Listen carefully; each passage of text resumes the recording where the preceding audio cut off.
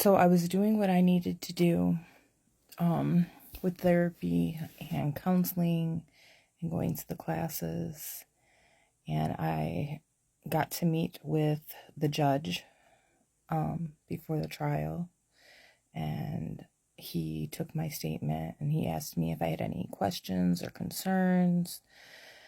And at that time, I told him that I was very worried about putting my son on the stand because my oldest already had problems.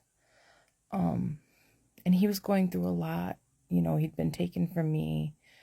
He was living out with his grandma. There were so many changes. I was really worried about him being on the stand and being questioned, and Joey's dad being in the room and him being afraid of getting in trouble. I didn't want that for him. So I had asked if the judge could possibly do a video conference with Tyler where they could record it and then show it to a jury, or what the options were. And the judge was very nice. He took it all into consideration. And then he met with the detectives, the defense attorney, and the prosecuting attorney, which was the state. And at first, that's what they agreed to do on. So the detectives at one of the meetings when we were down at CSB's headquarters, the detectives came and got Ty, my oldest Ty, and took him into a room and talked to him, and they had a video camera and recorded whatever. I don't know. That'll be the next story.